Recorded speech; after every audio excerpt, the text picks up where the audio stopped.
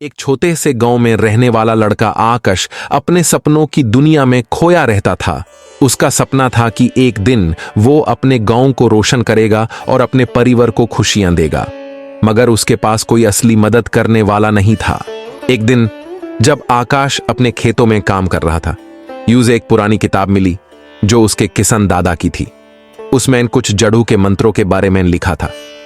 आकाश उस किताब में गहरी झांकी लेते हुए उन मंत्रों को पढ़ने लगा। दिन गुजारते गए और आकाश ने मंत्रों को प्रयोग किया। उसकी मेहनत और विश्वास से उसके खेतों में चमत्कार होने लगे। उसके पास अब अनाज की कमी नहीं थी और लोग उसकी खेती की चमक से आश्चर्य में थे। एक दिन जब वो अपने सपनों की दुनिया में डूबा हुआ था, यूज एक अजीब सी रोशनी दिखाई दी। उसने उस रोशनी की तरफ भागते हुए देखा और वहां एक रहस्यमयी झील पर पहुंचा।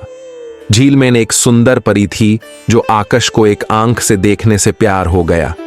परी ने आकाश को एक मैजिक स्टाफ दिया और कहा कि वो इस स्टाफ का इस्तेमाल करके अपने सपनों को पूरा कर सकता है, लेकिन यह स्टाफ सिर्फ सच्चे दिल और नेक इरादे वाले लोगों के लिए काम करेगा।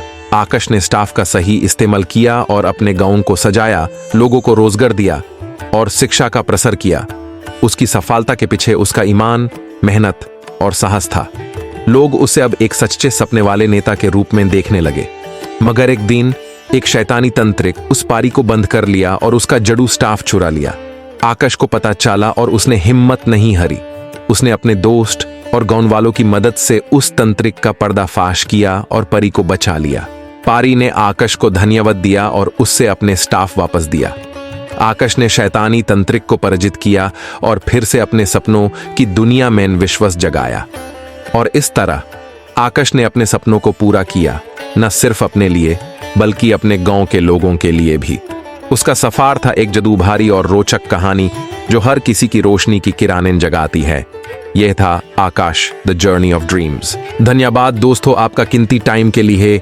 इसी प्रकार के रोचक एवं मिस्टीरियस कहानी सुनने के लिए हमारा चैनल सब्सक्राइब और लाइक कर देना।